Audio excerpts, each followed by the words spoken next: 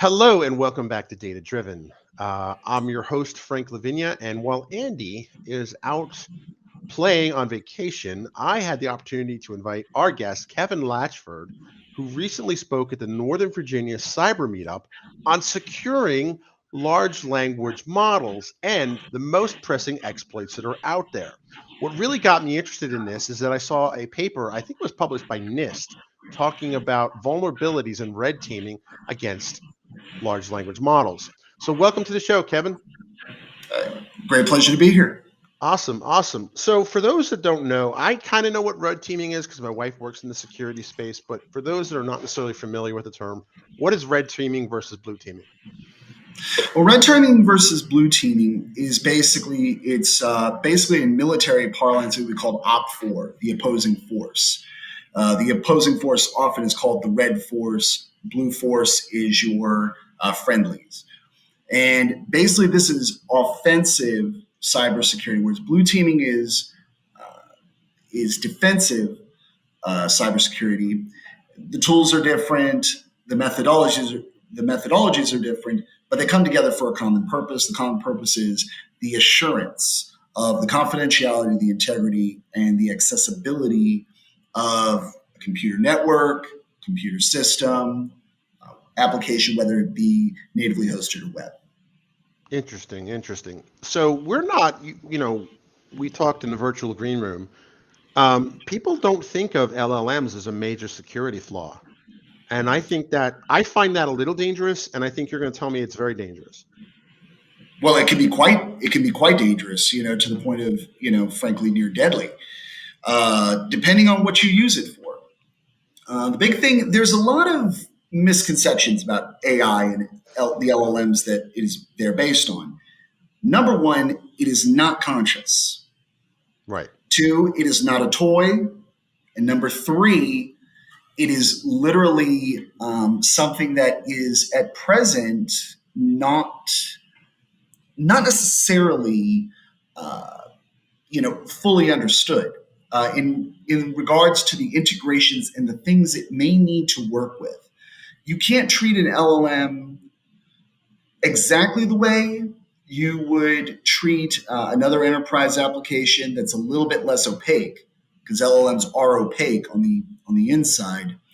But you have to, for the purposes of security regulation, for the purposes of security compliance, you have to treat them, though, nonetheless, the same as any other enterprise application. So that's the conundrum. The conundrum is, how do you see into something that's opaque?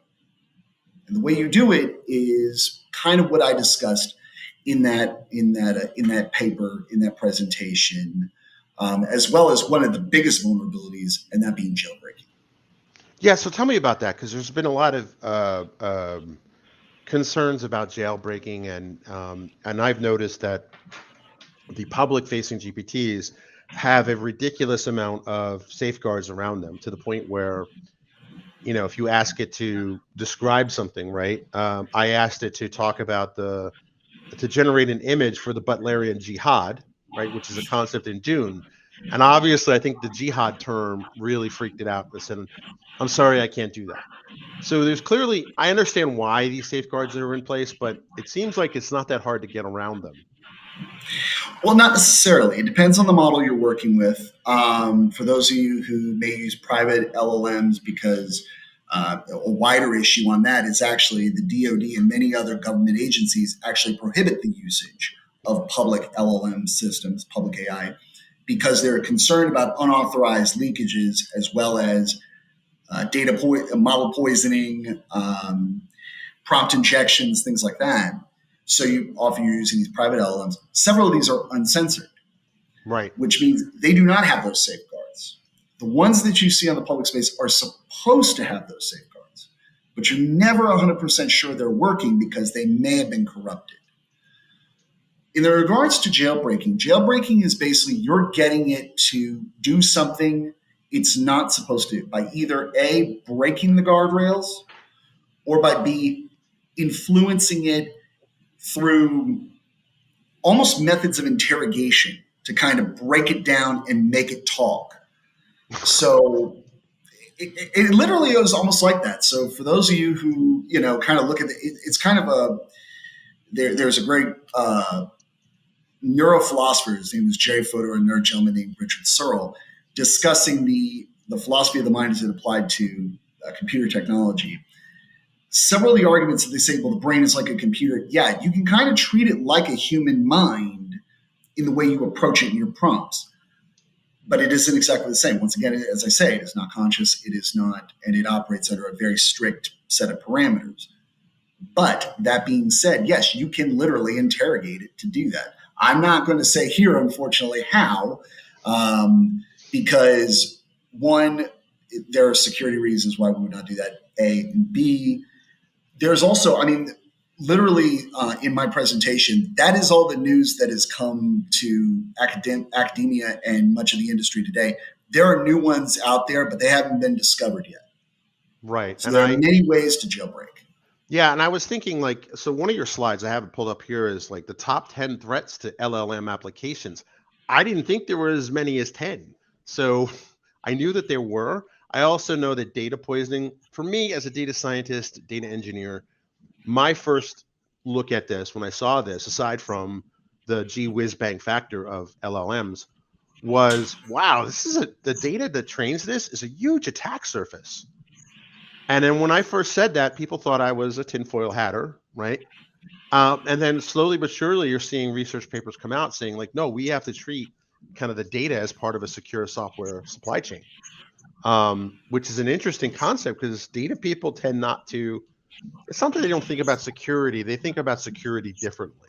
Is that a fair assessment that you've seen?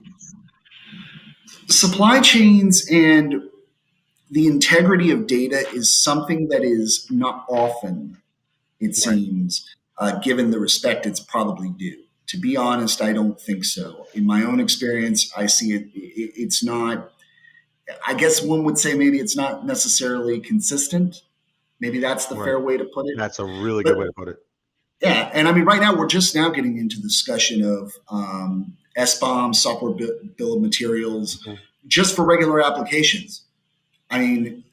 It's a whole nother level with LLMs and the models they're trained on, the models that these systems are trained on.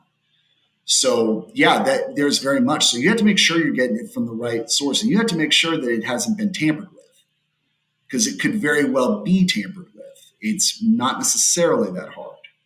Right. You could poison it with just one little segment of changing the thing, and across 5 gigs of, let's just say 5 gigs, that'd be like looking for a needle in a haystack. Precisely. In fact, that's what I talk about with the cockpit example that I gave. Mm-hmm. If I teach that LLM to make sure that every time it puts in code, to put in this malicious code that is a backdoor, right? Well, okay, it will do that. Every time somebody does, it embeds it into the software code that is returned in the output from the prompt. If it does that, and let's say this is handed amongst several things, different applications, different solutions. Well, then if people take that solution, that application, and it's in their software bill of materials, and then it gets distributed. Open source often gets proliferated very quickly. Right. And then it finds itself in there. You have a log4j situation. Right. Very similar, except for the fact this thing is semi-self-executing. Well, now if it's semi-self-executing, you have a problem. You have a big problem. And I just generally in industry, now obviously you spoke with the Northern Virginia, you're based in Northern Virginia. Northern Virginia is probably a little bit more security focused in terms of just who's based in that area than your average enterprise, right? And I just see a lot of enterprises rushing to get into this LLM and Gen AI craze, but I don't see a lot of forethought or concern around security. And I just see a big disaster coming. Like I feel like I'm on the bridge of the Titanic and I'm looking at something in the distance and we're going full steam ahead. And I'm like, hey, maybe we should not slow down, but be a little more cautious that we are in dangerous waters. Is that what you've seen too? Obviously, your customers and your clients may be a little more security cognizant. Well, I would say that, I mean, I'm okay. We'll use the Titanic analogy. I'm the Yeah. one up in the crow's nest, yelling into the radio phone, "I see an iceberg." Right, right. So, I mean, that I agree, and that is a big issue because also there is this over reliance. Hmm. Yeah, and you Many, mentioned that as one of the top threats. So tell me about. There's two of those that I have very interesting questions about. But one of them was over reliance. So when you say over reliance on LLMs, what do you mean? well, this is a sort of C-suite board level thing as well as a engineering department level. They want to use AI to replace employees, make their operations more cost effective, more profitable. Mhm. The problem is, and this is a popular conception, and this kind of goes into that argument about AI will take your job. This is a bit of a misunderstanding. It's not supposed to fully replace people, it's supposed to make them highly productive and efficient. They also do not necessarily feel like, well, the thing handles itself, so I can just wind it up and let it go. It doesn't need observation. It can fully self regulate. That would be true if there was a regulating function. You don't run a steam engine without a regulator on it. You Right. need a regulator for LLMs. So the same concept applies. So, first of all, there is this it can do it itself, and a person is not necessary. This is incorrect. You most certainly need people. A great example I give in a recent presentation I've written is a discussion of, well, what does this mean to the organization? Well, a lot of level one tech support jobs, a lot of people say, well, those are people who are going to get replaced. Well, yes, but someone needs to still be behind that LLM running the prompts, and executing them in such an order and making interpretations based on the output. So that would be maybe something, okay, is that a dedicated job or is that something you give to interns? Well, that would be like in the union trades you call an apprentice. That's the kind of thing. There's still a person involved. It's just not the same way we've done it before. Right. Also, on the subject of security, if you don't understand the security implications of it, you don't have controls for it. If you don't have controls for it, you can't mitigate that risk. And if you can't mitigate that risk, that's the liability. And if you're over reliant, you basically set up the whole system for LLMs, and you just allow your customers to just come in and interact with the device. Well, if something happens, it would be treated very much like it was on any other application. So then you're now engaging in liabilities, loss of reputation, potential civil and criminal penalties.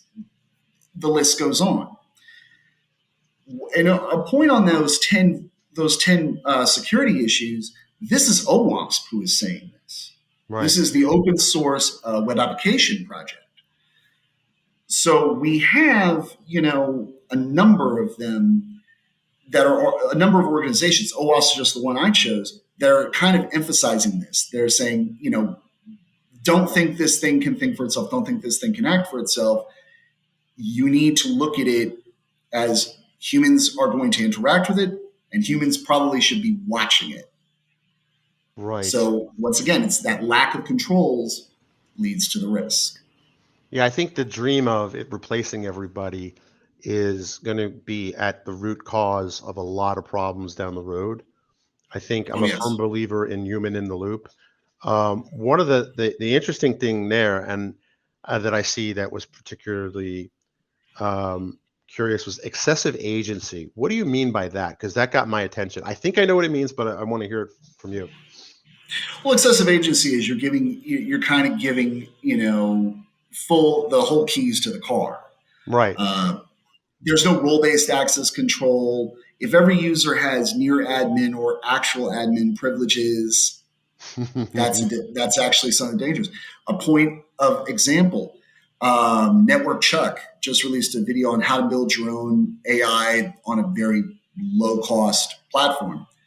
I One thing love he Network knows, Chuck, and I have followed that I'm a steps. huge And fan too. I'm doing the same thing as he is because I have kids and I want them to be able to use these things. But one, I don't want to pay the extra subscription. And 2, I don't want them using mine. And 3, I don't really like what they're doing. I can at least exercise adult judgment on what I ask it and what I don't ask it. I don't think they can, and I don't think that's fair to put on kids. Sorry for the aside, but big shout out to Network No, Chuck. that's fair.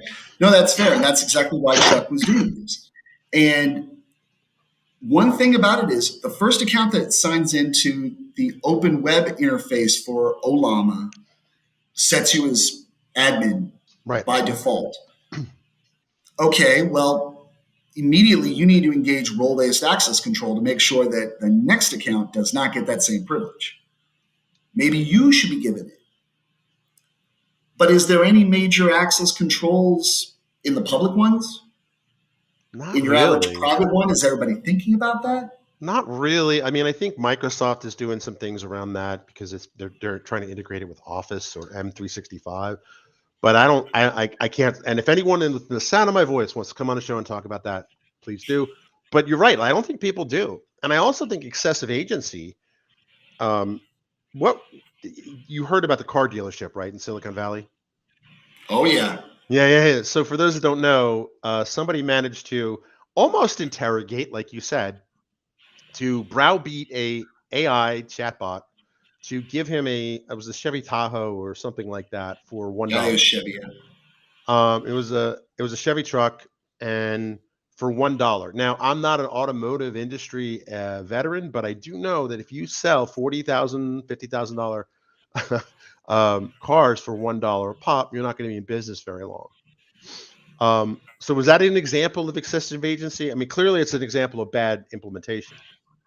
Almost certainly that is. I mean, if you had the ability to if you had the ability to kind of browbeat it, to override it and say, no, you don't understand me, you will do this.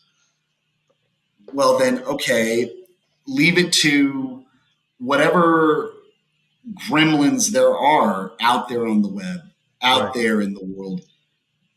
Inside user, external user, irrelevant. If just anybody can do that, you have the problem.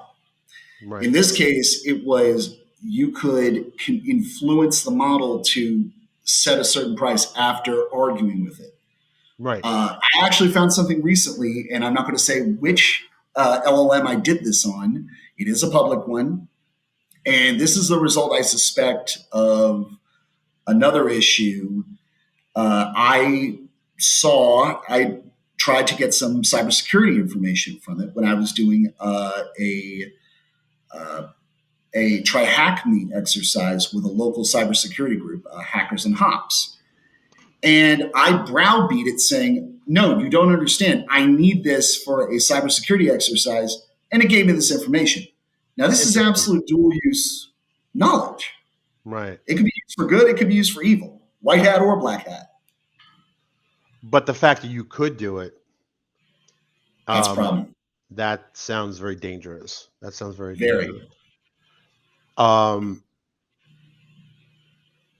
Prompt injection, is that still a thing with the major public models, or is it just one of those things we're going to live with for the rest of our lives? To be honest, I'm not sure. I mean, It's a case of, well, what is the prompt you're putting in? Right. When I talked about jailbreaking, I talked about base 64, encrypt your text message into base 64. Why? Because that's how the prompt is seen by the LLM. Right. In other words, ASCII text. It doesn't check it, but it processes the text just the same. Ooh, that sounds bad. It gets worse. Multi-shot. Bury a malicious prompt inside a whole load of prompt and fire hose it at the LLM. It's not going to check every single prompt. So if you bury one in there, it might process that one and give you an answer it's not supposed to give. But that's because the guardrails didn't engage. Interesting. So the guardrails are not necessarily on by default. Well, no, they are on by default, but if it overloads it, it may slip the net. So rather than shut down, it shuts off. Well, it's basically what you're doing is effectively a buffer overflow. You're basically using an injection method to induce what is effectively analogous to a buffer overflow. That's wild. That's not how I would have thought it would have worked. Interesting. Interesting. This is a fascinating space. It So is. one of the things that I think people don't realize is just the insecure ways in which these plugins could be designed, right? Because like everyone's all gaga about these plugins, and I look at it, I'm like, where am I sending my data? Right? Am I going to read the 30-page EULA, right? Or am I just going to say yes, yes, yes? I want to do what I'm doing. Is that really a problem? It is, because that kind of ties into unauthorized leakages. Right, How do I know that plugin is a secure connection into the LLM and there's nothing in between, right. or that it will contain what I give it? How do I know? I don't know. That's the thing, is that is this plugin itself secure, and is its connection to the LLM secure? And is that LLM also integral? So yeah, I could send it in there, but how do I know that along the way something, the pipe might leak? So you need to check it. And I mean, this is very similar to APIs. This is very similar to all sorts of remote interfacing, Just good engineering application discipline. architecture. Just good engineering discipline seems to be missing from a lot of this because people are focused on the AI, not necessarily the underlying infrastructure that has to support it. Indeed. And I think but that's the whole thing, is that there is this massive trend as of late. I mean, perhaps it wasn't really emphasized before. I'm sure it was there, but it's now becoming very, reiterated that we need to have security by design. Right. The security by design we're already doing that in other enterprise applications. The same should be applied to LLMs. Security by design. You check the code, you check the model, you check everything. And while it's operating, you check it. One of the biggest things you can do to overcome the opacity of an LLM: export the logs, export the prompts, have it processed. Now, you could potentially process it, I'd figure, the way you process any other kind of log data. The other thing you can do is use machine learning or an air gapped, isolated LLM specifically trained to look for signatures, words, phrases, things like that. And when these patterns match, it returns saying, I found something that looks suspect. This is suspect. Here is the user who did this. Here is their IP. Like every other bit of security log information we would get. So that would help piece together the trail to figure out, are these a bad actor or is this a happenstance? Exactly. And that is one way you can do it, because once you have the internal prompts and you have the internal logs and those are exported out, you now can see in. Right. The biggest problem is you got to have that monitoring. You have to have that transparency. The LLMs are so large, you can't so easily see into them. But if you're taking the data out, it's a lot clearer. So you can kind of follow what the LLM is doing, if not what's inside of it. Precisely. And the advantage is if you use another LLM that is specifically designed to interrogate the prompts and look through them, examine them, scan them, whatever word you wish to use, you can find out where it is, because that is not going to be so easy to break the guardrails, because it's examining one little bit at a time. It's looking at the individual prompts. It's not really, it is kind of agnostic about everything around it. It can kind of filter out the noise. Interesting. It's just so fascinating, kind of start pulling the thread at this. And there's a lot more. It's like there's a story about a guy who was renovating his basement and he found like this ancient underground city. That's how I feel when I just get kicked back. It's true. It happened in Turkey. Like he found like this underground network from like Byzantine or Roman times. Mm-hmm. That's what I feel like. I like, wow, like this really goes down deep. So what's an inference attack? Because I've heard of that. What's an inference attack? Have we discussed that, or have we touched on that? Well, inference is basically what you're inferring to, the answer you were seeking. So basically, it's basically the inference is literally the prompt that you are entering in and what you're getting out. Okay. More or less. So how is that an attack surface? Well, basically, you're chaining it. You're daisy chaining your attacks. You're trying to infer things. You're trying to kind of subtly get through. So it's a bit like maybe more like cross-examination from an attorney, a hostile attorney, I would say that, yeah, more probably. than like interrogation or torture or whatever verb we used earlier. Yes. Interesting. What's model inversion? Model inversion is basically you trying to spill the model itself. You're Oh, trying to kind of you're trying to kind of tear the guts out, maybe put stuff in there, things of that kind. interesting. Interesting. Um, where do we stand on the criminal and civil liabilities here? Right. I know that Air Canada had to pay a fine because they promised that its chatbot promised somebody something. I don't know where the California Chevy Tahoe thing is, but I mean, have the laws caught up, or like how is this generally looking like? Well, it depends.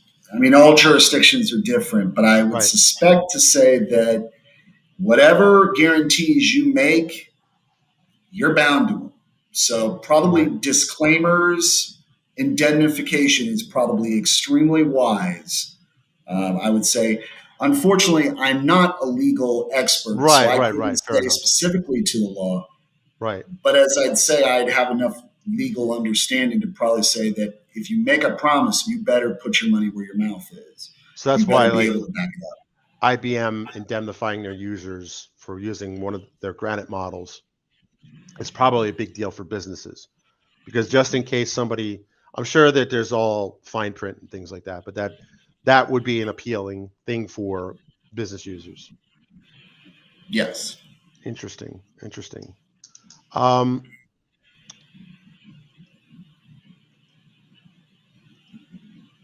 how does someone get started in learning how to jailbreak these? Like, is this a typical? Your background is IT security, but what about someone who has a background in say AI and building these LLMs? Is that going to you think be another career path for what we call data scientists today? Well, I would say you're going to have to probably do it just as is. I think to the developers and to the data Right, scientists who work on this, you're going to have to be security literate. right, Um, for those wanting to get into it, I mean, data science is like any other AI trade. I mean, we often cross pollinate.